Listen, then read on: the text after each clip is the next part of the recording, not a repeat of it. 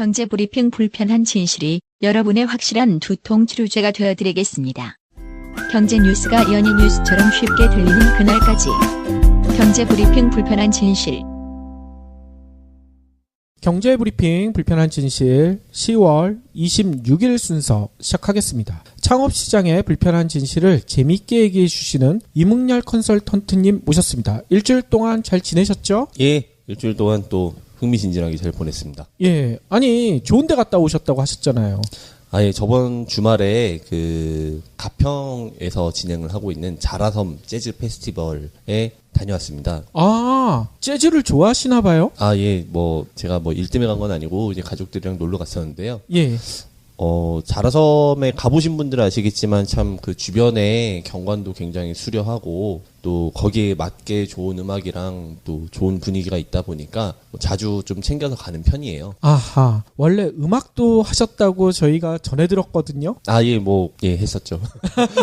아예 왜 창피하신가 봐. 좀 얘기 좀 해주세요. 대학가요제도 나가고 그러셨죠?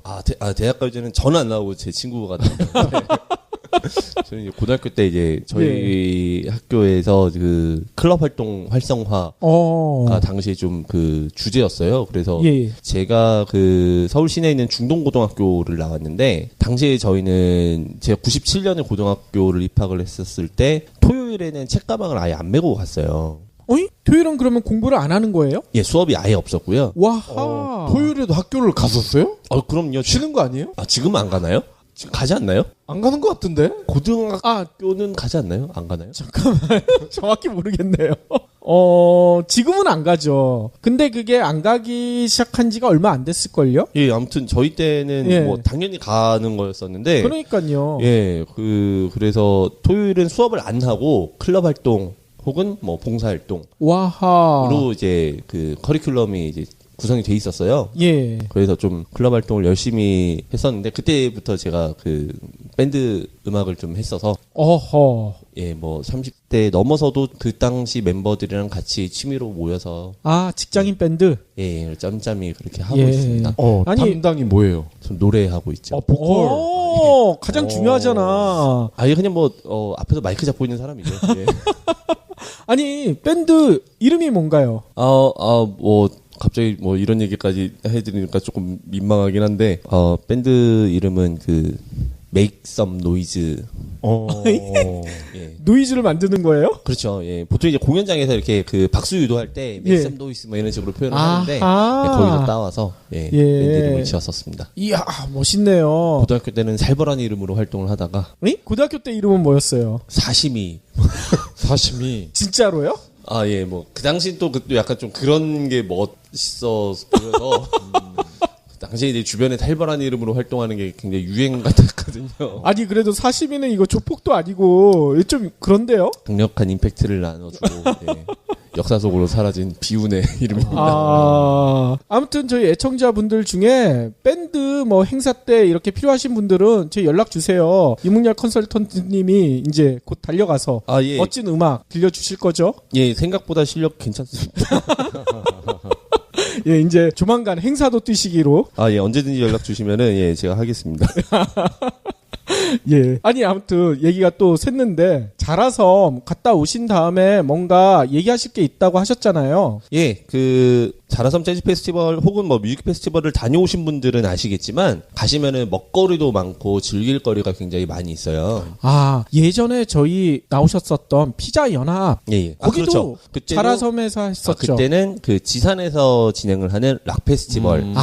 그거는 지산이었군요. 예, 거기에 이제 부스 형태로 참여를 했었었고, 이번에는 이제 자라섬에서 운영하는 재즈 페스티벌에 다녀온 건데, 그때 저희가 설명드렸었던 것처럼 입점을 했었죠. 그렇게 해서 운영을 하면서 수익을 발생을 시켰었죠.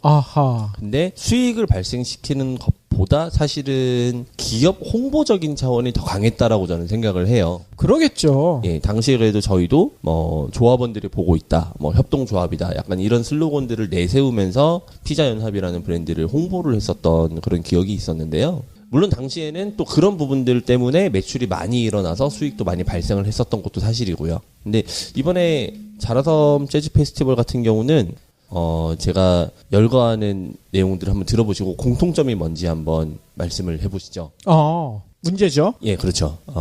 처음처럼 소주 브랜드 예. 입점을 했었던 브랜드들을 제가 나열을 해드릴 거예요. 처음처럼 클라우드, 세븐일레븐, 나뚜루, 롯데네. 그렇죠. 예, 그렇군요. 예, 그리고 크리스피 크림, 롯데리아, 엔젤리너스, TGI 프라이데이즈까지 입점을 했었습니다. 잠깐. TGI도 롯데 건가요? 예, 롯데에서 운영을 하고 있죠. 그렇군요. 요 내용을 봤을 때는, 전반적으로 롯데 그룹사에 있는 계열사들만 이번에 입점을 해서, 물론 다른 브랜드들도 있었어요. 다른 예. 브랜드들도 있었는데, 롯데에서 주로 이렇게 입점을 해서 운영을 하고 있더라고요. 그래서, 자라섬 같은 경우는 그렇게 대기업에서 해주면은, 어떻게 보면은 입점을 하는데 일일이 컨택을 할 필요도 없고, 좀 손쉽게 진행을 할 수 있었을 테고, 또, 아마 개런티도 많이 해줬겠죠. 아하. 그래서 운영은 좀 쉽게 할 수 있었을 거다라고 생각은 하고, 대신에 또 약간 좀 외곽적으로는 가평 지자체에서 운영이 되고 있는 식당들이 부스 형태로 입점을 해서 또 소비자들에게 판매를 하고 있었어요. 예. 그런 식으로 그 지자체의 매출을 또 일으키게끔 그런 식으로 많이 진행을 했었더라고요. 그렇군요. 근데 이러한 입점 형태는 제가 말씀드렸던 것처럼 수수료를 지불을 합니다. 수수료는 매출 대비 몇 퍼센트 이런 식으로 사전에 협의를 하는 거죠. 보통 몇 퍼센트가 됩니까? 백화점을 기준으로 했을 때는 32% 정도가 진행이 되고 있고요. 백화점에 들어갈 때? 네, 백화점에 입점을 했을 때 한 30% 내외로 항상 협의가 되고요. 이러한 부스 형태 같은 경우는 그거보다 조금 더 높을 가능성이 있어요. 더 낮아져야 되는 거 아니에요? 단기로 하는 거니까 2박 3일 동안 하는 거라서, 말씀드렸던 것처럼 사실은 거의 홍보가 목적이 될 수밖에 없죠. 와하. 그래서 그런 걸 감안하고 진행을 하셔야 되는 건데, 이러한 비슷한 형태가 전주에 이슈가 됐었죠. 코렐 유통. 맞아요. 저도 봤어요. 코렐 유통에서 운영을 하고 있는 역사 내에 입점을 해서 운영을 하고 있는 브랜드들이 그렇죠. 이러이러한 피해를 보고 있다. 이런 기사들이 전주에 많이 나왔었죠. 그러니까요. 아니, 국민 간식으로 떠오르는 삼진어묵. 삼진어묵도 그 피해를 봤다면서요. 그 내용을 간략하게 설명을 드리자면, 입찰을 볼 때 예상 매출을 적어서 내야 되고, 그렇죠. 그리고 예상 매출과 수수료를 같이 적어서 내는데, 예를 들어서 저희는 1억 예상을 하고 수수료는 15%를 드리겠습니다 라고 하면 1,500만 원이 되는 거잖아요. 그렇죠. 1억이 안 나오더라도 1,500원 무조건 내야 된다는 거죠. 그러면 낮춰서 내면 안 되나요? 그럼 낮춰서 내면은 입찰이 안 되겠죠. 그런 문제가 있겠군요. 그렇게 해서 1억 이상이 나올 경우에는 무조건 그 금액에 맞는 15%를 지급을 하는 것이고, 1억의 15%가 기준이 돼서 그 이하로 내려가는 경우에는 무조건 그 금액으로 고정으로 임대료가 나가는 거예요. 한마디로 코레이는 절대 손해보는 장사는 안 하겠다. 그렇죠. 이거군요. 그래서 이번에 이슈가 된 게 삼진어묵이 그러한 이슈로 코렐 유통에서 이번에 나오게 되었어요. 그러니까. 보통 큰 역사에 가보시면은 삼진어묵이 항상 입점을 해 있었고. 그렇죠. 여행할 때 그거 하나 먹는 재미가 진짜 쏠쏠했었는데. 그리고 나름 장사도 굉장히 잘 되는 브랜드인데요. 그러니까요. 몇 년간 이어오다가 예상 매출보다 매출이 잘 나왔었던 거예요. 항상 적어서 냈던 것보다. 그래서 역 입장에서도 수익이 많이 나고 있었고, 삼진어묵 입장에서도 매출이 많이 나왔으니까 좋았었는데, 재입찰을 해야 되는 상황에서 올라버린 매출이 기준이 된 거죠. 거기보다 더 써서 내야 되는. 그런 상황이 발생한 거고, 그거에 대한 임대료를 지급하기가 부담이 되어서 포기를 한 상황인 겁니다. 쉽게 표현을 하면. 그렇군요. 그렇게 해서 삼진어묵이 입점 업체에서 밀려나게 됐고, 다른 아마 업체가 이번에 들어갈 것 같아요. 그러면 사진 어묵이나 오진 어묵 이런 데가 들어가나요? 그것까지는 제가 어묵 브랜드. 그것도 어떻게 보면 젠트리피케이션이랑 비슷한 것 같아요. 그렇죠. 그거를 이번에 관트리피케이션이라고 표현을 하고 있는데요. 신조어가 만들어졌군요. 이렇게 관공서에서 운영을 하고 있는 부분에 대해서 이렇게 임대료가 올라가거나 이런 식으로 해서 문제가 생기는 것들을 합성어로 관트리피케이션이라고 또 표현을 합니다.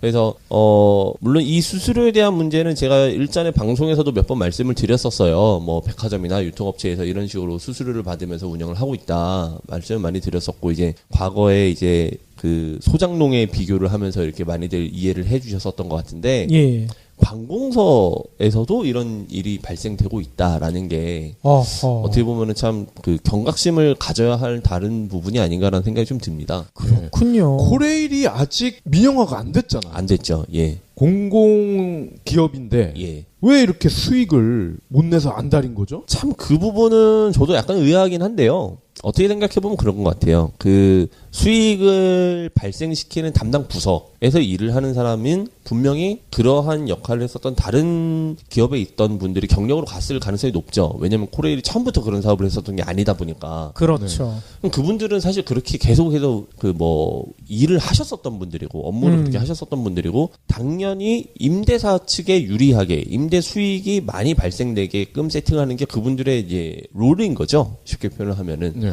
그러한 문화가 너무 팽배하게 지금 조성이 돼 있다 보니까 장사를 하는 사람들의 입장이 전혀 반영이 안 되는 거죠. 그렇죠. 그리고 제가 알고 있기로는 이게 맞는지 안 맞는지 정확히 모르겠지만 그 코레일 사장들이 예전에 이명박근혜 시절 낙하산으로 많이 내려왔거든요.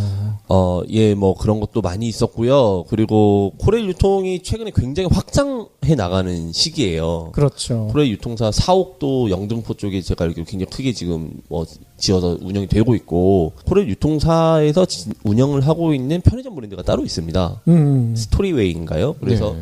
그 브랜드만 역사에 입점이 돼 있죠. 또 그러니까. 중요한 위치에는 그런 식으로 사실 갑질 아닌 갑질을 해오고 있었는데 맞아요. 그게 이번에 삼진어묵이라는 그래도 브랜드 파워가 있는 브랜드가 밀려나면서 이슈가 될 수 있었다. 그러니까. 이해를 하시면 될 것 같아요. 아니 근데 걔들은 바보 아니에요? 삼진어묵보다 더 잘 팔 수 있는 브랜드가 과연 들어올 수 있을까? 이거부터 걱정을 해야 되는 거 아닙니까? 동일한 케이스가 약간 다를 수 있는데 저는 코엑스몰에서 있었던 일이 사실 동일하다라고 비교를 할 수 있을 것 같아요. 과거에 2000년 초반에 코엑스몰이 국내 아케이드로 자리를 잡으면서 정말 수많은 인파가 코엑스몰로 밀려 들었었습니다. 그랬었죠. 근데 당시 코엑스몰에는 어떤 이슈가 있었냐면요. 무역센터에서 소유를 하고 있었고요. 그거를 현대백화점 측에 전대를 줘서 운영권을 맡겨놓은 상태였었어요. 예. 현대백화점에서 운영을 잘 하다가 계약 기간이 끝난 거죠. 그러면서 그럼 이걸 누가 운영을 할 것이냐에 대해서 이슈가 생겼고 그거를 무역센터에서 직접 운영을 하기로 마음을 먹은 거죠. 그러면서 이거를 임차를 맞춰줄 임차 대행사들을 쫙 뽑았는데 가장 비싸게 낸 사람이 결국에 낙찰을 받았습니다. 그러면서 코엑스몰이 리모델링을 했죠. 아, 그러니까요. 예. 근데 리모델링 이후에는 사실 작살났죠. 예, 실패를 맞았죠. 최근에는 결국 그래서 신세계로 넘어갔죠. 예. 그래서 스타필드로 이름이 최근에 변경이 되었는데 그 코엑스몰이 리모델링을 했을 때 사실 사람들이 굉장히 기대감이 많았어요. 과연 코엑스가 다시 어떻게 나올 것인가. 굉장히 궁금증을 가지고 있었고 또 그때가 시기적으로 마침 잠실의 제2롯데월드몰이 개업을 한 지 얼마 안 돼서였어요. 아하. 그래서 그 약간 그 강남권에서의 굉장히 큰 빅뱅이 일어나겠구나라고들 좀 긴장을 하고 있었는데 예. 막상 가보니까 굉장히 크게 실망을 했었던 거죠. 아하. 왜냐하면은 코엑스몰은 과거에 이제 코엑스몰 저도 이제 2000년 초반에 코엑스몰 정말 많이 가던 그 고객 중에 한 명이었는데 가면은 앉아서 쉴 곳이 있었고 무료 공연을 하는 가운데 커다란 공연장 같은 게 있었고 서점이 중앙에 있어서 굳이 책을 구매하지 않더라도 자연스럽게 사람들이 서점에서 만남을 가졌었고 그러니까요. 그러니까 어디서 만날까 하면은 뭐 반디앤 루니스로 와 이런 식으로 맞아요. 당연히 거기로 다들 모였었단 말이죠. 그랬었죠.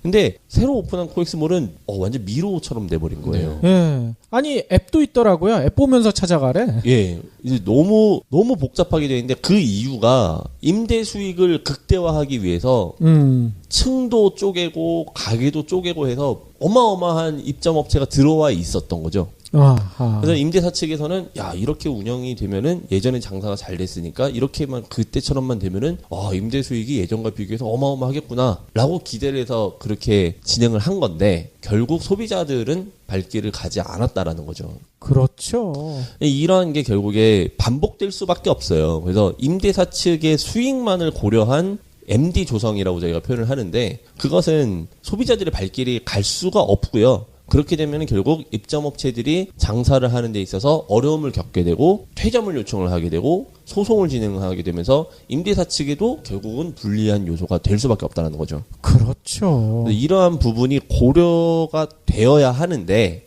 지금도 사실은 좀 우려가 돼요. 뭐 저 같은 경우는 이런 임차 대행 같은 업무를 같이 진행을 많이 해드리고 있으니까 최근에 이제 새로 생겨나는 상가 시설, 뭐 주요 시설에 대한 그런 임대가라든지 이런 내용들을 잘 알고 있거든요. 근데 여전히 굉장히 비쌉니다. 아, 그래요? 예, 신축으로 지어지고 좀 좋은 곳이다라고 한다면은 뭐 1층 같은 경우는 평당 60만 원 정도 임대료가 책정이 되는 경우들이 허다해요. 와하. 그러면은 장사를 할 수가 없어요. 그렇죠. 예, 장사를 해서 수익이 날 수 있는 구조가 안 되는 거죠. 10평 상가가 임대료가 600만 원인 거니까요. 오호.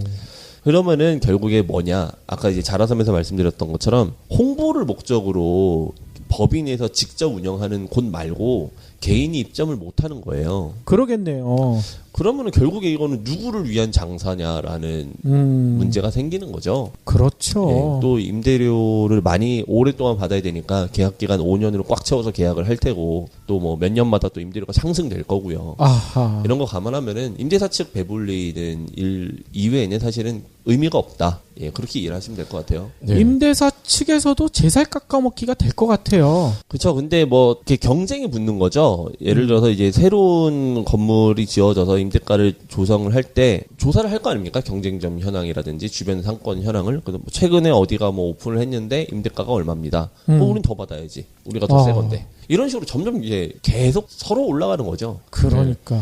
그래서 이 코레일 유통이 단단히 착각에 빠져 있다는 게 코레일 유통에서 하는 게 지들이 잘해서 장사가 잘 되는 게 아니거든요. 아, 그렇죠. 예. 삼진어묵이나 성심당 이게 결국 콘텐츠 파워란 말이죠. 예. 콘텐츠를 보고 사람들이 거기서 그거를 소비를 하는 건데 지들이 잘나서 근데 따지고 보면 다 국토부나 철도청 거기 낙하산 하던 사람들이 또 내려온 거 아니에요. 예, 예. 한 자리 차지하던 놈들이 또 유통 쪽으로 또 기어 내려와서 이상한 짓 하고 이러는 건데 콘텐츠가 없으면 망할 수밖에 없거든요.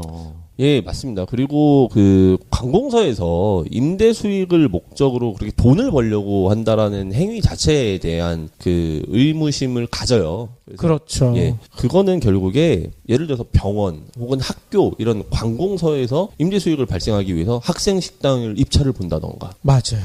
그렇게 해서 결국에 또 입찰 높게 쓴 사람들은 그러면은 식비 올려야 될 거 아닙니까? 네. 그렇죠. 또 그거에 대한 피해는 결국 고스란히 학생들이 받을 수밖에 없는 건데 이러한 현상으로까지 전이가 될까봐 굉장히 우려가 돼요.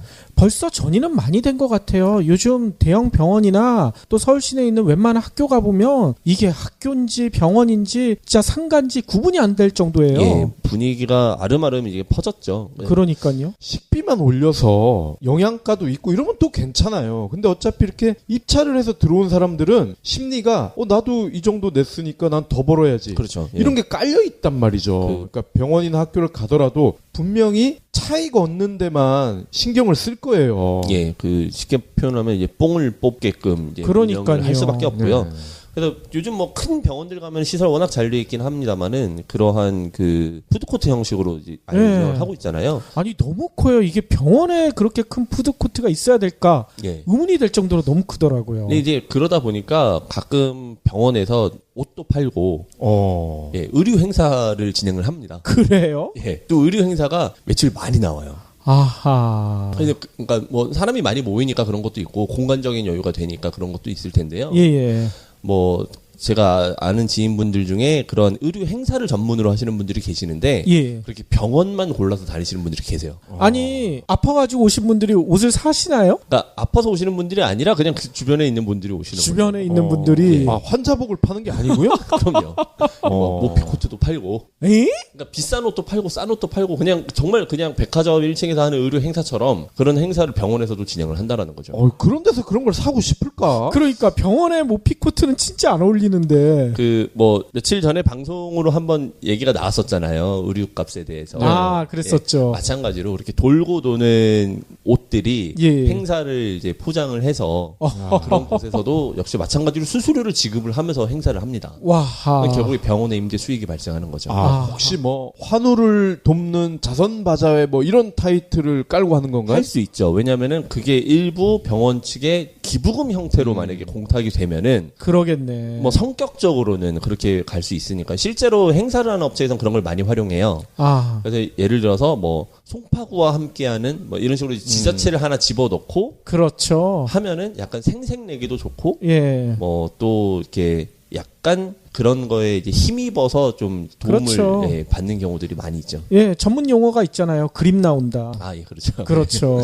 그래서 뭐 그런 식으로 이제 임대 수익을 발생을 시켜야 되는 거를 계속해서 전년 대비 뭐 얼마를 더 벌어야지 이런 와. 식으로 경영진들이 생각을 하기 시작하면은 사실 이거 무너지는 거는 순식간입니다. 그러겠네요. 예. 그럼고 말씀드렸던 것처럼 사실 뭐 그런 관공서는 싸게 파는 게 또 목적 아닙니까? 그렇죠. 예, 일반 사람들이 하여금 뭐 학교니까 되게 싸구나. 보통 저희 학교에서 뭐 살 때 싸다는 게 당연하다고 생각을 하잖아요. 그렇죠. 그래서 판매가는 한정이 되어 있는데 임대가는 계속 오를 수밖에 없다는 거죠. 아하. 그럼 결국에 이제 적자가 나게 될 수밖에 없고 삼진어묵 같은 경우는 브랜드 파워가 있고 다른 곳에서도 장사가 잘 되는 브랜드이다 보니까 그럼 코레일 유통 우리 이번에 그냥 한번 철수해버리자라고 단단히 각오를 할 수 있지만 네. 그렇지 않은 브랜드들 코레일 유통에서만 만약에 운영을 하고 있었던 브랜드가 있었다라고 한다면 울며 겨자 먹기 형식으로 계속해서 끌려갈 수밖에 없는 상황이 있었을 거예요. 그러겠네요. 그래서 이번 사건을 빌미가 되어서 어떻게든 좀 분위기가 다시 조성이 되었으면 좋겠다는 생각을 하고요. 제2의 어떤 브랜드가 입점을 할지 모르겠지만 그 기준선이 당장은 내려가지 않겠지만은 향후에는 그런 부분이 함께 꼭 고려가 되어서 역사를 이용하는 이용객들에게 혜택이 될 수 있는 그러니까요. 그러한 운영 형태로서 자리를 잡기를 바라고 있습니다. 야, 이 철도청 얘기하니까 또 옛날 생각이 나는데 저는 진짜 거짓말이 아니라 초등학교 1, 2학년 때부터 저 혼자 기차를 타고 부산을 가고 그랬어요. 초등학교 1학년 때요? 그럼요. 가출한 거 아니에요? 아니요. 방학 때 이제 큰 집 이렇게 놀러 간 건데 그때도 보면은 홍익 땡땡땡 뭐 해가지고 이렇게 예. 뭐 끌고 다니는 분들 있잖아요. 예, 그렇죠. 계란도 팔고 사이다도 팔고 오징어 같은 거. 예. 지금 기억이 나는 게 그때도 비쌌어. 비쌌죠. 홍익회였나? 뭐 맞아요. 홍익 모식이었는데 그 당시에도 어린 마음에도 야 이거 좀 비싸다. 근데 사 먹을 수밖에 없는. 그렇죠. 예. 또 삶은 계란이랑 사이다도 한잔 해야 되지 않겠습니까? 이게 그러니까요. 등쳐먹는 게 전통이었네 보니까. 그리고 KTX 이용해 보신 분들이 공통적으로 얘기하시는 게 역사에서 파는 도시락 너무 비싸다. 맞아요. 예, 이런 얘기 정말 많이 하죠. 너무 비싸요, 그거. 도시락이 뭐 물론 뭐 좋은 메뉴이겠지만은 감안하더라도 정말 비싸요. 그렇죠. 이게 뭐 PPL은 아닌데 한솥 도시락 예. 한 5,000원짜리 정도 수준밖에 안 되잖아요. 그렇죠. 그래서 사실 그럴 수밖에 없는 거예요. 그러니까 그 사람들이 뭐 폭리를 취하기 위해서 그렇게 판매가를 올려놓은 것이 아니라 그 정도 판매가를 설정을 안 하면은 임대료 내고 남는 게 없다라는 거죠. 그렇죠. 네, 그래서 결국은 이렇게 이용객들에게 지금 피해가 가고 있으니 이런 부분에 대해서 관공서에서는 적어도 그렇게 임대 수익을 극대화하고자 하는 생각을 버려주셨으면 좋겠다. 그렇죠. 아니, 관공서에 들어와 있는 임대인들도 국민 아닙니까? 그럼요. 예. 국민을 등쳐먹는 거 아니에요. 이건 말이 안 되죠. 국가가 국민을 등쳐먹으면. 예. 그리고 더불어서 그 관공서뿐만이 아니라 새로 이제 조성이 되는 상가시설이라든지 이런 부분들, 그러니까 임대 수익을 발생을 시키는 게 주 목적인 분들도 마찬가지로 장사를 잘 되게 하게끔 여건을 마련을 해주고 환경을 조성해 주는 것이 장기적인 관점에서도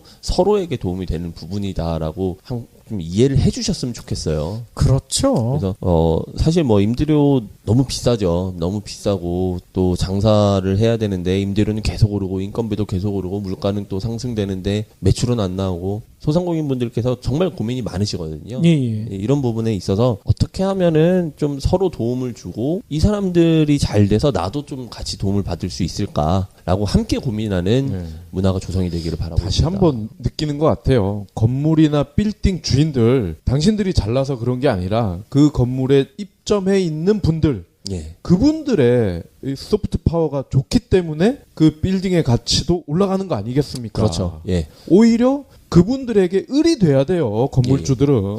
참 그렇게 좀 같이 상생할 수 있는 분위기가 조금 더 조성이 되기를 바라고 있고요. 뭐 이번 일련의 사건을 빌미로 조금은 그래도 좀 가만히 되지 않을까 좀 기대를 하고요. 그렇죠. 거기다가 삼진 어묵이기 때문에 그 코레일한테 삼진 아웃 시킬 거예요, 국민들이. 예, 그렇게 되기를 바라고 있습니다. 라임이 좀 안 맞았나요? 예, 괜찮습니다. 그리고요, 요번 주에도 저희 애청자분들을 만나보셨다면서요? 예, 요일은 기억이 안 나는데, 예, 미팅을 한 건 진행을 했었었고요. 아, 뭐 하시는 분이신가요? 강서구 발산동 쪽에 거주를 하시는, 예. 60대 남성분이셨어요. 네, 그분께서 이제 과거에 편의점을 직접 운영을 하신 경험이 있으셨고요. 예. 그래서 이제 편의점 포차를 한번 해볼까라고 생각을 하셔가지고. 난리 편의점 포차. 예, 이제 매장으로 직접 찾아오셨더라고요. 그 건대 입구에 있는. 예, 그래가지고 이제 전화를 받고 이제 같이 미팅을 나눴었었는데요. 예. 사실은 제가 약간 말렸습니다. 이유가 뭡니까? 저는 가급적이면 연세가 그렇게 많으신 분들이 야간에 주로 매출이 나오는 업종을 하는 거는 예, 추천은 해드리지 않아요. 그렇죠. 근데 그분이 그거를 결심을 한 이유는 있어요. 뭐냐면은 과거에 편의점을 운영을 하신 경험이 있으시고, 예. 과거에 편의점을 운영을 했을 때는 그냥 알바만 둬서 잘 돌아가셨었던 거다 보니까 그런 경험이 있으셨었고, 뭐 요거를 하면은 편의점보다는 매출이 더 나올 것 같으니, 뭐 그렇게 옛날에 편의점에 했었던 거랑 똑같이 이렇게 운영하면 되지 않을까라고 생각을 하셔서 접근을 하신 거죠. 예.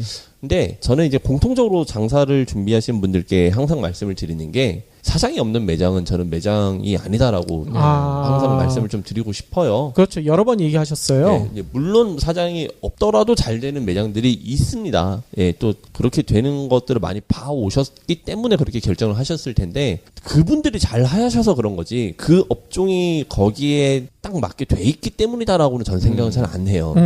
그렇죠. 이게 이제 내년 시장에 가장 영향을 많이 미칠 부분이기도 해요. 그래서 전주에 말씀드린 것처럼 이제 내년에 대한 예측을 조금 같이 해드리고 있는데, 지금 계속 이슈가 되고 있는 거는 뭐 최저인건비 인상으로 이제 인건비 부담이 될 것이기 때문에 사람을 조금만 써도 우리 브랜드는 운영이 잘 될 겁니다라는 거를 많이 내세울 수밖에 없어요. 예. 브랜드 입장에서 이제 신규 창업을 하시는 분들께 그런 걸 많이 내세우고 있는데, 그러다 보니까 우리는 한 명에서도 운영이 가능합니다. 아니면 사장이 없어도 시스템이 잘 돼 있어서 자동적으로 잘 돌아갑니다. 약간 이러한 포장을 많이 하고 있다라는 거죠. 예. 근데 어떤 매장이 처음에 오픈을 했는데 사장이 없는데 직원들끼리 열심히 잘 할 수가 있겠습니까? 그러니까요. 직원들과 사장이 손발을 맞춰서 장기간 호흡을 같이 했으면, 또 신뢰가 돈독히 쌓여 있으면 사장이 없어도 직원들이 성실하게 운영을 할 수 있을 수도 있겠죠. 하지만 저는 그것도 굉장히 어렵다고 생각하는 편이긴 하지만, 근데 하물며 신규 창업인데 오늘부터 오픈이고 같이 일하는 직원 만난 지 일주일도 안 된 그런 사람들인데, 이 사람들에게 어떻게 제 전부인 가게를 맡기고 안 나갈 수가 있겠어요. 그렇죠. 예, 그래서 물론 연세가 많으신 분들께서는 체력적인 부분 때문에 가급적이면 매장에 안 나가는 업종을 선택을 하실 수밖에 없는 건 맞아요. 예, 그러한 부분은 있지만은, 그럼에도 불구하고 어떻게든 매장에 본인이 나갈 수 있으면 좋겠고요. 그리고 예. 본인이 매장에 나가 있다 하더라도 그게 매장 분위기와 잘 조화로울 수 있는 그런 업종을 선택을 하셔야 된다라는 거죠. 아하. 그래서 예를 들어서 난리 편의점 포차 같은 경우는 말씀드렸던 것처럼 야간에 주류 매출이 주로 나오는 매장이고 업종이고, 그리고 아무래도 약간 젊은 층들이 많이 오는 그런 업종이다 보니까 연세가 조금 많으신 분들 입장에서 하기에는 저는 딱 맞아 떨어지는 브랜드는 아니라고 생각을 했어요. 예. 물론 하시면 제 입장에서야 좋은 건데, 약간 좀 그러한 입장을 먼저 설명을 드렸습니다. 그래서 이 브랜드 같은 경우는 이러한 이유로 만들어졌고 이러한 형태로 운영이 되고 있는 장점이 있지만, 지금 성향이나 개인적인 그러한 조건을 봤을 때는, 제가 봤을 때는 맞아떨어지지 않는 것 같다. 예. 아니, 그러면 다른 대안을 제시해 주셔야 될 것 같은데요. 사실은 이제 그러한 부분에서 다들 고민을 많이 하시는 거예요. 그러니까 접근을 해오신 방법 자체는 굉장히 맞는 방법인 거죠. 이러한 내가 체력적으로 부담이 되고 그래도 이러한 운영 형태를 갖고 있는 업종 같은 경우는 내가 안 나가도 가능하겠구나라고 생각을 하셔서 이제 진행을 하신 거니까. 예. 근데 이건 어떻게 보면 역설적으로 좀 표현을 하고 싶은 거는, 신규 창업은 100% 불가능에 가깝다라고 저는 좀 얘기를 해드리고 싶어요. 아하. 신규 창업 같은 경우는 반드시 사장이 자리를 잡을 때까지는 나가야 합니다. 아, 예. 그렇죠. 혹은 사장 역할을 할 수 있는 사람이 있어야 돼요. 그래서 아예 제가 매장에 못 나갈 상황이라고 한다면 같이 일하는 직원에게 저를 노출시킬 필요가 없어요. 예. 오히려 이제 매장에 항상 있는 사람이 사장이게끔 직원들이 인식을 하게끔 그렇게 만들어 버리는 게 낫다라는 거죠. 뭐 매니저나 이런 분을 예. 사장 역할을 시키게 하면 된다. 그렇죠. 그렇게 해서 그 사람에 의해서 돌아가게끔 만들어야지 어쩌다가 내가 한번 가는데 예. 어쩌다 한번 가고 뭐 쓱 보고 뭐 여기 왜 청소가 좀 안 돼 있네 이렇게 한마디씩 하고 쓱 가면은 직원들 엄청 스트레스 받습니다. 그러겠죠. 네. 저 사람은 뭔데 이렇게 와가지고 한마디씩 맞아요. 하고 뭐 일은 안 하고 맨날 와서 돈만 가져가면서 저 나쁜 놈 이러면서 뒷담화만 할 수밖에 없어요. 그렇죠. 그러니까 그렇게 하지 않기 위해서 그냥 본인의 존재 자체를 감추시는 걸 저는 추천을 드려요. 아하. 직원들이 그러면은 매니저 말도 안 들어요. 그러겠네요. 예, 어떤 직원들은 거기서 이제 파벌 싸움이 시작되는 거죠. 어떻게 보면은. 라인을 타기 시작하는군요. 그렇죠. 매니저 파와 사장 파 이런 식으로 갈릴 수도 있어요. 실제로 많이 있습니다. 그렇겠군요. 사장 왔을 때 사장님 오셨어요 하면서 막 반갑게 인사하고 사장 가면 일 안 하는 거죠. 아하. 그럼 매니저가 제 일 안 하니까 좀 자르고 싶은데요. 그러면은 사장 입장에서는 굉장히 또 인상이 좋게 잘 박혀 있으니까. 그러겠네. 그러면 매니저 파는 별로 없을 것 같은데요? 다 사장파로 할 것 같은데. 근데 또 같이 일을 하면서 또 정이 쌓이기 때문에 갈릴 수 있죠. 네, 충분히 그럴 것 충분히 같아요. 그렇습니다. 네. 그렇기 때문에 매니저에게 힘을 실어 주시게끔 해서 차라리 매니저를 사장으로 보이게끔 하는 게 중요한데 예. 그러한 매니저를 내가 어떻게 구할 수 있느냐. 사실은 이게 가장 큰 숙제죠. 그러겠네요. 그래서 뭐 신규 채용을 한 매니저를 어떻게 그렇게 맡기겠습니까? 그렇죠. 예, 뭐 손발을 맞춰본 사람이었거나 혹은 뭐 친인척 관계가 있거나 뭐 여러 가지 이유가 있는 사람이 그렇게 매니저로서 사장 역할을 할 수 있는 매니저가 있다고 한다면 가능성이 있겠지만은 그러한 형태가 아니라 다 신규 채용을 한 사람들로 하여금 당장 오늘 신규 창업을 한 매장이다. 절대 그렇게 돌아갈 수가 없죠. 아하. 때문에 어느 정도 이제 신규 창업을 고려하신 분들은 말씀드린 것처럼 그러한 전제 조건이 해결이 된다라고 한다면은 오토로 운영할 수 있는 업종들을 뭐 여러 가지 추천을 해드릴 수가 있겠지만은 이러한 전제 조건 자체가 해결이 되지 않은 상황에서는 무엇을 하든 마찬가지의 어려움을 겪을 수밖에 없을 거예요. 예. 예, 그래서 그 점까지 참 같이 고민을 해줬으면 좋겠는데 너무 어렵죠, 사실은. 그래서 노년으로 갈수록 체력은 떨어지는데 그러한 매니저를 내 주변에 없는 사람들 께서는 그러면 창업을 하시기 너무 어렵잖아요. 그러니까요. 참 그래서 그런 분들께 감언이설 형식으로 근데 저희 거 하시면은 뭐 너무 쉽고 직원들이 이렇게만 하면 되니까 하시면 되죠 뭐 라고 해서 계약해버리면은 굉장히 손쉽게 계약을 하실 것 같다라는 생각이 들더라고요. 그러겠네요. 네, 그러니까 제가 이번에 미팅을 하면서 저도 좀 느낀 부분이 제가 말리지 않고 사실 계약을 유도를 하는 걸 목적으로 제가 상담을 드렸었으면 충분히 그분은 계약을 하셨을 거예요. 왜냐면은 저도 몰랐는데 2번이나 매장에 왔다 가셨대요. 그래요? 네, 근데 뭐 오셨을 때 제가 없으니까 보기만 하고 가시고 마지막에 이제 저한테 연락이 오셔가지고 제가 설명을 드리는데 2번이나 왔다 가신 거예요. 그래가지고 게다가 발산에서 오신 거니까 꽤 멀리 오신 거잖아요. 그쵸. 거의 1시간 넘게 걸리지 않나요? 예, 그러니까 굉장히 그 관심이 있으신 분이셨다 보니까 그럼 뭐 손쉽게 사실은 계약을 유도할 수 있었을 거예요. 영업사원들 입장에서. 그러겠네. 제가 그러지 않았었던 거에서는 그분이 장사가 잘 되셔야 되는 게 중요하기 때문에 이제 저는 이제 약간 그렇게 말씀을 드렸는데 사실은 이렇게 영업사원들 입장에서는 그 인센티브로 먹고 사는 영업사원들이 워낙 많다 보니까 그렇죠. 그러한 상황에서 그거를 계약을 유도를 안 할 수가 없거든요. 그쵸. 현대차 나쁜 차다 사지 마세요 이런 딜러 없어요. 그럼요. 예. 나쁜 거 알면서도 팔아 먹어야 되니까. 예. 참 그러니까 그런 분들이 너무 손쉽게 그렇게 휩쓸릴 수밖에 없겠다는 생각이 들더라고요.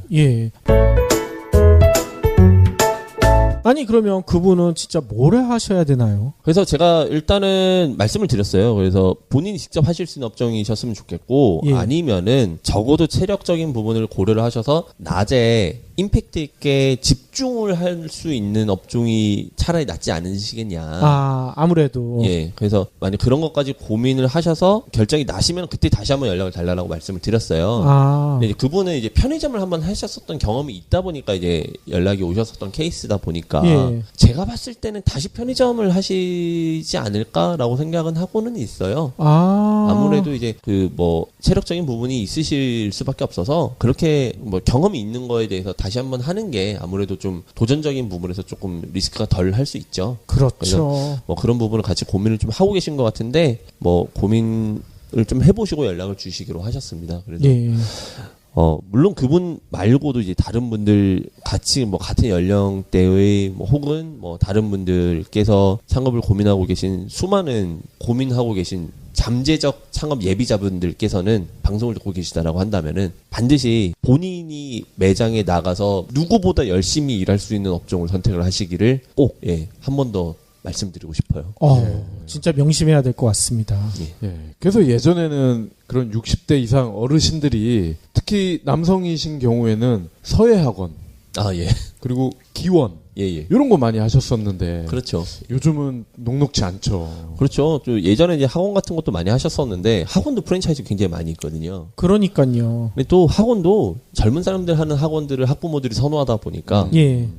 사실 굉장히 한정적이에요. 이렇게 연세가 좀 있으신 분들께서 사장으로서 자리를 하면서 운영할 수 있는 업종이 뭐가 있을까? 굉장히 한정적인 건 맞습니다. 그러니까요. 진짜 많지가 않을 것 같아요. 예. 그래서 그런 분들께서 뭐 PC방이라든지 그런 뭐 만화방이라든지 이런 약간 시설업이나 약간 좀 딱 그 목적성 구매를 할 수밖에 없는 업종을 많이 선택을 하시죠. 예. 실제로 이제 그게 어느 정도는 저도 맞다라고 생각을 하고요. 하지만 계속해서 똑같은 말씀을 드리지만 그렇다라고 해서 그분들이 안 나간다고 된다라는 게 아니고 그래도 그나마 가능성이 있는 거고 그렇게 되기까지는 본인이 꾸준하게 직원 트레이닝 혹은 그 딱 분위기를 조성할 수 있는 역할까지는 해주시고 또 그러한 매니저를 구인을 해 놓으시고 빠지셔야만 가능하다. 그렇죠. 그 말씀을 계속해서 드립니다. 예.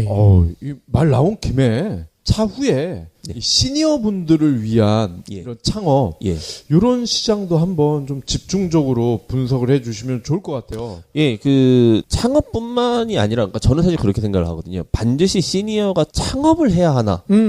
예, 거기서부터가 사실은 그 질문이 될 것 같아요. 네. 그래서 물론 이제 대안이 없기 때문에 창업을 하시는 건데 그래도 창업을 하시는 분들께서는 어느 정도 금전적인 여유가 있으시기 때문에 창업을 하시는 거 아니겠습니까? 그렇죠. 그래서 시니어 인력들을 활용할 수 있는 창업뿐만이 아니라 이제 뭐 구직 방법으로도 해소가 될 수 있는 국가적인 지원 정책이 반드시 필요한 거고요. 그러니까요. 창업을 하셔야 되는 분들 입장에서는 어떻게 창업을 하셔야 되는지에 대한 내용도 같이 설명을 좀 드려야겠죠. 예. 아까 얘기하실 때 트레이닝 얘기하니까 갑자기 탁 떠올랐는데 나이 드셨으니까 이제 체력 길리셔야 되잖아요. 예. 헬스장 같은 거 직접 운영하시면서 스스로 운동도 하시고 이런 건 괜찮지 않을까요? 예, 뭐 아니, 사실 그래서 많이 하세요. 실제로 이제 나이 드신 분들이 그러한 업종들을 많이 선택을 하시는데 예. 헬스장 같은 경우는 이제 그 트레이너들, 퍼스널 트레이너들에 의해서 사실은 매출이 발생하거든요. 그렇죠. 근데 그분들이 옮겨 다니세요. 그렇죠. 인기 학원 강사처럼. 그렇죠. 예. 그러면 그대로 또 회원수가 빠져나가기 때문에 그렇군요. 역시 마찬가지로 그러니까 매니저랑 똑같은 개념 아니겠습니까? 아하, 그런 사람들을 본인이 관리를 하셔야 돼요. 아하. 그리고 그게 굉장히 중요한 일이고 사실 그 매장의 거의 80% 90%에 가까운 업무다라고 이해를 하시면 될 것 같아요. 예. 그거를 해소하실 수 있으시면은 하시는 거고요. 그게 어려울 것 같다라고 생각하시면은 못 하시는 거죠. 그러겠군요. 그렇죠. 그렇다고 그 예전에 강호동이 했던 스타킹 그런데 간혹 보면 70대 할아버지가 머슬맨인 경우 막 그런 분은 아주 드물 거 아닙니까? 그렇죠. 그런 분들은 매장에 직접 하시면 되죠. 네. 그게 가장 좋긴 한데. 그렇죠. 그러면은 뭐 저라도 가겠습니다. 예. 전국에서 다 몰릴 것 같아요. 그럼요. 아니 한번 도전해 보셔도 되죠. 내가 헬스장 하면서 머슬맨 되겠다. 그래가지고 내가 매니저 없이도 한번 운영해 보겠다. 한 6개월 정도 목표로. 관절에 무리가 그렇죠. 병원을 먼저 가시게 되려나? 꾸준히 운동을 하신 분들이라면 상관없겠지만은 갑작스럽게 운동을 시작하시면은 또 그렇죠. 신체에 무리가 가실 수 있기 때문에 약간 주의하셔야 될 것 같습니다. 주 15시간 노동, 보편적 기본소득. 이것은 판타지가 아니다. 스티븐 핑커, 지그문트 바우만. 전 세계 석학들이 극찬한 명작. 워싱턴 포스트, 가디언, 썬데이 타임스 특집 기사, BBC 특별 방송. 좌우파의 상투적 주장에 지쳤다면 이 위대한 논쟁을 즐겨보라. 30살 젊은 사장가가 설계한 리얼리스트를 위한 유토피아 플랜. 당신이 그토록 꿈꾸던 세상이 지금 시작된다. 리얼리스트를 위한 유토피아 플랜. 김영사. 지금까지 인컨설턴트님의 얘기를 듣다 보니까 또 문제가 생겼어요. 시간이 다 돼버렸어. 예, 원래 오늘 하기로 했던 얘기는 한마디도 못 하셨죠? 그래도 내년도에 이제 준비를 하시는 분들께서 중요하게 생각하셔야 되는 게 그 1인 창업을 많이들 고민을 하실 수밖에 없는 상황인데. 그렇죠. 예, 그러한 상태에서 그래도 주의하셔야 될 점에 대해서는 그래도 좀 간략하게라도 말씀을 드린 것 같고요. 예. 조금 부족했었던 부분은 다음 주에 또 이어서 말씀을 드릴게요. 예. 다음 주에 어떤 주제를 다루실 거죠? 다음 주는 좀 장수 브랜드들, 오래된 역사를 가지고 아직까지 운영이 되고 있는 브랜드들에 대해서 한번 설명을 좀 드리고요. 그렇군요. 어째서 이렇게 오랫동안 운영이 될 수 있었던 것인가. 예. 그런 부분에 대해서 같이 한번 말씀을 좀 드리려고요. 장수라 하면은 몇 년을 말씀하시는 거예요? 1970년대부터 운영이 되고 있었던 브랜드들. 70년대부터. 예, 80년대 뭐 이렇게 그때도 프랜차이즈가 있었어요? 그때부터 시작이 되어서 지금까지 이제 운영이 되고 있는 그런 브랜드들이 있습니다. 아니 저는 장수 브랜드 하니까 장수 돌침대밖에 생각이 안 나는데. 별 5개. 예. 그 장수 상회 있잖아. 장수 상회. 그것도 있나요? 아무튼 다음 주에 그 얘기 진짜 재밌을 것 같아요. 저희 애청자분들이 많이 기다리실 것 같은데요. 다음 주에는 서로 좀 짧게 하고 또 중요한 말씀 많이 나누도록 할게요. 예, 알겠습니다. 그러면 오늘도 긴 시간 동안 귀한 말씀 너무나 감사드리고요. 다음 주에 또 뵙도록 하겠습니다. 예, 다음 주에 뵙겠습니다. 수고하셨습니다.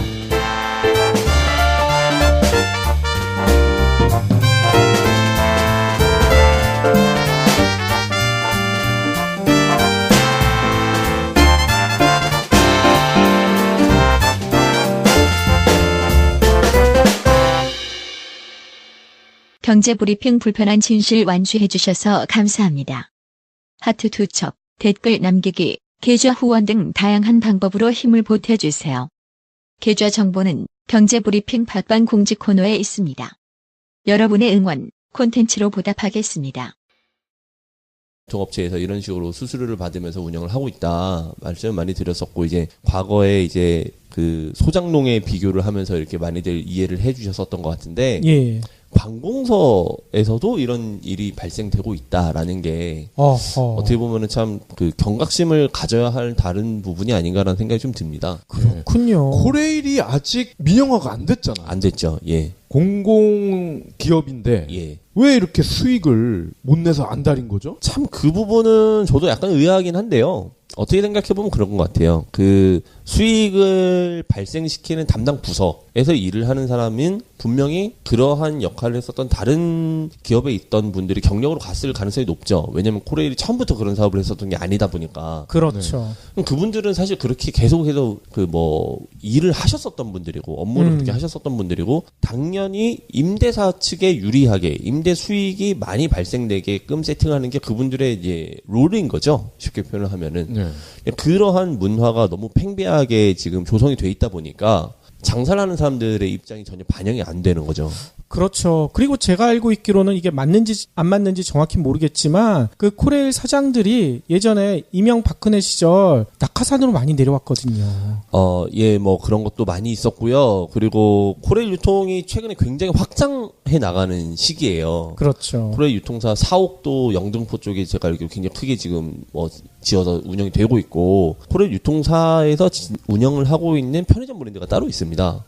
스토리웨이인가요? 그래서 그 브랜드만 역사에 입점이 돼 있죠. 또 그러니까. 중요한 위치에는. 그런 식으로 사실 갑질 아닌 갑질을 해오고 있었는데, 맞아요. 그게 이번에 삼진어묵이라는 그래도 브랜드 파워가 있는 브랜드가 밀려나면서 이슈가 될 수 있었다. 그러니까. 이해를 하시면 될 것 같아요. 아니 근데 걔들은 바보 아니에요? 삼진어묵보다 더 잘 팔 수 있는 브랜드가 과연 들어올 수 있을까? 이거부터 걱정을 해야 되는 거 아닙니까? 동일한 케이스가 약간 다를 수 있는데, 저는 코엑스몰에서 있었던 일이 사실 동일하다라고 비교를 할 수 있을 것 같아요. 과거에 2000년 초반에 코엑스몰이 국내 아케이드로 자리를 잡으면서 정말 수많은 인파가 코엑스몰로 밀려 들었었습니다. 그랬었죠. 당시 코엑스몰에는 어떤 이슈가 있었냐면요. 무역센터에서 소유를 하고 있었고요. 그거를 현대백화점 측에 전대를 줘서 운영권을 맡겨놓은 상태였었어요. 예. 예. 현대백화점에서 운영을 잘 하다가 계약 기간이 끝난 거죠. 그러면서 그럼 이걸 누가 운영을 할 것이냐에 대해서 이슈가 생겼고 그거를 무역센터에서 직접 운영을 하기로 마음을 먹은 거죠. 그러면서 이거를 임차를 맞춰줄 임차 대행사들을 쫙 뽑았는데 가장 비싸게 낸 사람이 결국에 낙찰을 받았습니다. 어허. 그러면서 코엑스몰이 리모델링을 했죠. 아, 그러니까요. 예. 근데 리모델링 이후에는 사실 작살났죠. 예, 실패를 맞았죠. 최근에는 결국 그래서 신세계로 넘어갔죠. 예. 그래서 스타필드로 이름이 최근에 변경이 되었는데 그 코엑스몰이 리모델링을 했을 때 사실 사람들이 굉장히 기대감이 많았어요. 과연 코엑스가 다시 어떻게 나올 것인가. 굉장히 궁금증을 가지고 있었고 경제브리핑 불편한 진실이 여러분의 확실한 두통 치료제가 되어드리겠습니다. 경제 뉴스가 연예 뉴스처럼 쉽게 들리는 그날까지. 경제브리핑 불편한 진실. 경제브리핑 불편한 진실 10월 26일 순서 시작하겠습니다. 창업시장의 불편한 진실을 재미있게 얘기해 주시는 이문열 컨설턴트님 모셨습니다. 일주일 동안 잘 지내셨죠? 예, 일주일 동안 또 흥미진진하게 잘 보냈습니다. 예. 아니, 좋은 데 갔다 오셨다고 하셨잖아요. 아, 예, 저번 주말에 그 가평에서 진행을 하고 있는 자라섬 재즈 페스티벌에 다녀왔습니다. 아, 재즈를 좋아하시나 봐요? 아, 예, 뭐 제가 뭐 일 때문에 간 건 아니고 이제 가족들이랑 놀러 갔었는데요. 예. 자라섬에 가보신 분들은 아시겠지만 참 그 주변에 경관도 굉장히 수려하고 또 거기에 맞게 좋은 음악이랑 또 좋은 분위기가 있다 보니까 자주 좀 챙겨서 가는 편이에요. 아하. 원래 음악도 하셨다고 저희가 전해 들었거든요. 아, 예, 뭐, 예, 했었죠. 아예 왜 창피하신가 봐. 좀 얘기 좀 해주세요. 대학가요제도 나가고 그러셨죠? 대학가요제는 저는 안 나오고 제 친구가 나왔는데. 저는 이제 고등학교 때 이제 저희 학교에서 그 클럽 활동 활성화가 당시에 좀 그 주제였어요. 그래서 제가 그 서울 시내에 있는 중동고등학교를 나왔는데 당시에 저희는 제가 97년에 고등학교를 입학을 했었을 때 토요일에는 책가방을 아예 안 메고 갔어요. 어이? 토요일은 그러면 공부를 안 하는 거예요? 예, 수업이 아예 없었고요. 와하. 토요일에도 학교를 갔었어요? 그럼요. 쉬는 거 아니에요? 지금 안 가나요? 지금 가지 않나요? 안 가는 것 같은데? 고등학교는 가지 않나요? 안 가나요? 잠깐만. 정확히 모르겠네요.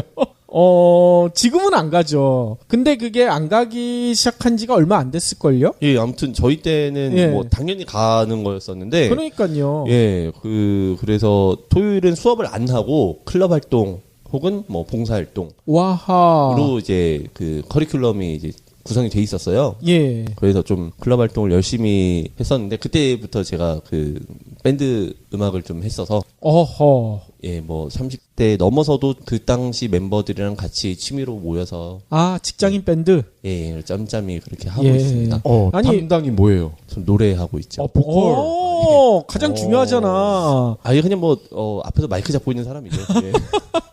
아니, 밴드 이름이 뭔가요? 뭐 갑자기 뭐 이런 얘기까지 해드리니까 조금 민망하긴 한데 밴드 이름은 그 Make Some Noise. 예. 노이즈를 만드는 거예요? 그렇죠. 예. 보통 이제 공연장에서 이렇게 그 박수 유도할 때 Make Some Noise 뭐 이런 식으로 표현을 하는데 예, 거기서 따와서 밴드 이름을 지었었습니다. 이야, 멋있네요. 고등학교 때는 살벌한 이름으로 활동을 하다가 고등학교 때 이름은 뭐였어요? 사시미. 진짜로요? 예, 뭐, 그 당시 또 약간 좀 그런 게 멋있어 보여서, 당시에 이제 주변에 살벌한 이름으로 활동하는 게 굉장히 유행 같았거든요. 아니, 그래도 사시미는 이거 조폭도 아니고, 좀 그런데요? 강력한 임팩트를 나눠주고, 예, 역사 속으로 사라진 비운의 이름입니다. 아무튼 저희 애청자분들 중에 밴드 뭐 행사 때 이렇게 필요하신 분들은 저희 연락 주세요. 이문열 컨설턴트님이 이제 곧 달려가서 예. 멋진 음악 들려주실 거죠? 예, 생각보다 실력 괜찮습니다. 예, 이제 조만간 행사도 뛰시기로. 예, 언제든지 연락 주시면은, 예, 제가 하겠습니다. 예. 아니, 아무튼, 얘기가 또 샜는데, 자라섬 갔다 오신 다음에 뭔가 얘기하실 게 있다고 하셨잖아요. 예, 자라섬 재즈 페스티벌 혹은 뭐 뮤직 페스티벌을 다녀오신 분들은 아시겠지만 가시면은 먹거리도 많고 즐길 거리가 굉장히 많이 있어요. 아, 예전에 저희 나오셨었던 피자 연합. 예. 거기도 그렇죠. 자라섬에서 했었죠. 그때는 그 지산에서 진행을 하는 락 페스티벌. 아, 그거는 지산이었군요. 예, 거기에 이제 부스 형태로 참여를 했었었고, 예. 이번에는 이제 자라섬에서 운영하는 재즈 페스티벌에 다녀온 건데, 그때 저희가 그 설명드렸었던 것처럼 입점을 했었죠. 그렇게 해서 운영을 하면서 수익을 발생을 시켰었죠. 아하. 근데 수익을 발생시키는 것보다 사실은 기업 홍보적인 차원이 더 강했다라고 저는 생각을 해요. 그러겠죠. 예, 당시에 그래도 저희도 뭐 조합원들이 보고 있다, 뭐 협동조합이다, 약간 이런 슬로건들을 내세우면서 피자연합이라는 브랜드를 홍보를 했었던 그런 기억이 있었는데요. 물론 당시에는 또 그런 부분들 때문에 매출이 많이 일어나서 수익도 많이 발생을 했었던 것도 사실이고요. 근데 이번에 자라섬 재즈 페스티벌 같은 경우는 제가 열거하는 내용들을 한번 들어보시고 공통점이 뭔지 한번 말씀을 해보시죠. 문제죠. 예, 그렇죠. 처음처럼, 예, 소주 브랜드. 예. 입점을 했었던 브랜드들을 제가 나열을 해드릴 거예요. 처음처럼, 클라우드, 세븐일레븐, 나뚜루. 롯데네. 그렇죠. 예. 그렇군요. 예, 그리고 크리스피 크림, 롯데리아, 엔젤리너스, TGI 프라이데이즈까지 입점을 했었습니다. 잠깐. TGI도 롯데 건가요? 예, 롯데에서 운영을 하고 있죠. 그렇군요. 요 내용을 봤을 때는, 예, 전반적으로 이제 롯데 그룹사에 있는 계열사들만 이번에 입점을 해서, 물론 다른 브랜드들도 있었어요. 다른 예. 브랜드들도 있었는데, 롯데에서 주로 이렇게 입점을 해서 운영을 하고 있더라고요. 그래서 자라섬 같은 경우는 뭐 그렇게 대기업에서 해주면은 어떻게 보면은 입점을 하는데 일일이 컨택을 할 필요도 없고 좀 손쉽게 진행을 할 수 있었을 테고, 또 아마 뭐 개런티도 많이 해줬겠죠. 아하. 그래서 뭐 운영은 좀 쉽게 할 수 있었을 거다라고 생각은 하고, 대신에 이제 뭐 또 약간 좀 외곽 쪽으로는 이제 가평 지자체에서 운영이 되고 있는 식당들이 부스 형태로 입점을 해서 또 소비자들에게 판매를 하고 있었어요. 예. 그런 식으로 이제 그 지자체의 매출을 또 일으키게끔 그런 식으로 많이 진행을 했었더라고요. 그렇군요. 근데 이제 이러한 입점 형태는 제가 말씀드렸던 것처럼 수수료를 지불을 합니다. 수수료는 매출 대비 몇 퍼센트 이런 식으로 이제 사전에 협의를 하는 거죠. 보통 몇 퍼센트가 됩니까? 백화점을 기준으로 했을 때는 32% 정도가 진행이 되고 있고요. 백화점에 들어갈 때? 네, 백화점에 입점을 했을 때 한 30% 내외로 이제 항상 협의가 되고요. 이러한 부스 형태 같은 경우는 그거보다 조금 더 높을 가능성이 있어요. 더 낮아져야 되는 거 아니에요? 단기로 하는 거니까 2박 3일 동안 하는 거라서, 그러니까 말씀드렸던 것처럼 사실은 거의 홍보가 목적이 될 수밖에 없죠. 와하. 예, 그래서 그런 걸 감안하고 진행을 하셔야 되는 건데, 이러한 비슷한 형태가 전주에 이슈가 됐었죠. 코레일 유통. 맞아요. 저도 봤어요. 예, 코레일 유통에서 운영을 하고 있는 역사 내에 입점을 해서 운영을 하고 있는 브랜드들이 그렇죠. 이러이러한 피해를 보고 있다. 이런 기사들이 이제 전주에 이제 많이 나왔었죠. 그러니까요. 아니, 국민 간식으로 떠오르는 삼진어묵. 예. 삼진어묵도 그 피해를 봤다면서요. 그 내용을 간략하게 설명을 드리자면, 입찰을 보는데, 입찰을 볼 때 예상 매출을 적어서 내야 되고, 그렇죠. 그리고 예상 매출과 수수료를 같이 적어서 내는데, 예를 들어서 저희는 1억 예상을 하고 수수료는 15%를 드리겠습니다 라고 하면 1,500만 원이 되는 거잖아요. 그렇죠. 1억이 안 나오더라도 1,500원 무조건 내야 된다는 거죠. 그러면 낮춰서 내면 안 되나요? 그럼 낮춰서 내면은 입찰이 안 되겠죠. 그런 문제가 있겠군요. 예, 그렇게 해서 1억 이상이 나올 경우에는 무조건 그 금액에 맞는 15%를 지급을 하는 것이고, 1억의 15%가 기준이 돼서 그 이하로 내려가는 경우에는 무조건 그 금액으로 고정으로 임대료가 나가는 거예요. 한마디로 코레이는 절대 손해보는 장사는 안 하겠다. 그렇죠. 이거군요. 예. 그래서 뭐 이번에 이슈가 된 게 이제 삼진어묵이 그러한 이슈로 코레일 유통에서 이번에 나오게 되었어요. 그러니까. 보통 뭐 큰 역사에 가보시면은 삼진어묵이 항상 입점을 해 있었고. 그렇죠. 여행할 때 그거 하나 먹는 재미가 진짜 쏠쏠했었는데. 그리고 나름 뭐 장사도 굉장히 잘 되는 브랜드인데요. 그러니까요. 몇 년간 이어오다가 예상 매출보다 매출이 잘 나왔었던 거예요. 항상 적어서 냈던 것보다. 아하. 그래서 뭐 역 입장에서도 수익이 많이 나고 있었고 삼진어묵 입장에서도 뭐 매출이 많이 나왔으니까 좋았었는데 재입찰을 해야 되는 상황에서 올라버린 매출이 기준이 된 거죠. 예. 거기보다 더 써서 내야 되는 아이고. 그런 상황이 발생한 거고 예. 그거에 대한 임대료를 지급하기가 부담이 되어서 아하. 포기를 한 상황인 겁니다. 쉽게 표현을 하면. 그렇군요. 예, 그렇게 해서 삼진어묵이 이제 입점업체에서 밀려나게 됐고 다른 아마 업체가 이번에 들어갈 것 같아요. 그러면 뭐 사진 어묵이나 오진 어묵 뭐 이런 데가 들어가나요? 아, 예, 그것까지는 제가 뭐 어묵 브랜드. 그것도 어떻게 보면 젠트리피케이션이랑 비슷한 것 같아요. 그렇죠. 예, 그거를 이번에 그 관트리피케이션이라고 표현을 하고 있는데요. 아하, 신조어가 만들어졌군요. 예, 이렇게 그 관공서에서 운영을 하고 있는 부분에 대해서 이렇게 임대료가 올라가거나 이런 식으로 해서 문제가 생기는 것들을 이제 합성어로 관트리피케이션이라고 또 표현을 합니다. 예. 그래서 물론 이 수수료에 대한 문제는 제가 일전에 방송에서도 몇 번 말씀을 드렸었어요. 뭐 백화점이나 있고 또 그때가 시기적으로 마침 잠실에 제2롯데월드몰이 개업을 한 지 얼마 안 돼서였어요. 아하. 그래서 그 약간 그 강남권에서의 굉장히 큰 빅뱅이 일어나겠구나라고들 좀 긴장을 하고 있었는데 예. 막상 가보니까 굉장히 크게 실망을 했었던 거죠. 아하. 왜냐하면은 코엑스몰은 과거에 이제 코엑스몰 저도 이제 2000년 초반에 코엑스몰 정말 많이 가던 그 고객 중에 한 명이었는데 가면은 앉아서 쉴 곳이 있었고 무료 공연을 하는 가운데 커다란 공연장 같은 게 있었고 서점이 중앙에 있어서 굳이 책을 구매하지 않더라도 자연스럽게 사람들이 서점에서 만남을 가졌었고 그러니까요. 그러니까 어디서 만날까 하면은 뭐 반디누니스로 와 이런 식으로 맞아요. 당연히 거기로 다들 모였었단 말이죠. 그랬었죠. 근데 새로 오픈한 코엑스몰은 완전 미로처럼 돼버린 거예요. 예. 아니 앱도 있더라고요. 앱 보면서 찾아가래. 예, 이제 너무 복잡하게 되어 있는데 그 이유가 임대 수익을 극대화하기 위해서 층도 쪼개고 가게도 쪼개고 해서 어마어마한 입점업체가 들어와 있었던 거죠. 아하. 그래서 임대사 측에서는 야 이렇게 운영이 되면은 예전에 장사가 잘 됐으니까 이렇게만 그때처럼만 되면은 임대 수익이 예전과 비교해서 어마어마하겠구나라고 기대를 해서 그렇게 진행을 한 건데 결국 소비자들은 발길을 가지 않았다라는 거죠. 그렇죠. 이러한 게 결국에 반복될 수밖에 없어요. 그래서 임대사 측의 수익만을 고려한 MD 조성이라고 저희가 표현을 하는데 그것은 소비자들의 발길이 갈 수가 없고요. 그렇게 되면 결국 입점업체들이 장사를 하는 데 있어서 어려움을 겪게 되고 퇴점을 요청을 하게 되고 소송을 진행하게 되면서 임대사 측에도 결국은 불리한 요소가 될 수밖에 없다는 거죠. 그렇죠. 이러한 부분이 고려가 되어야 하는데 지금도 사실은 좀 우려가 돼요. 저 같은 경우는 이런 임차 대행 같은 업무를 같이 진행을 많이 해드리고 있으니까 최근에 이제 새로 생겨나는 상가시설, 주요 시설에 대한 그런 임대가라든지 이런 내용들을 잘 알고 있거든요. 근데 여전히 굉장히 비쌉니다. 아, 그래요? 예, 신축으로 지어지고 좀 좋은 곳이다라고 한다면은 1층 같은 경우는 평당 60만 원 정도 임대료가 책정이 되는 경우들이 허다해요. 와하. 그러면은 장사를 할 수가 없어요. 그렇죠. 네, 장사를 해서 수익이 날 수 있는 구조가 안 되는 거죠. 10평 상가가 임대료가 600만 원인 거니까요. 오호.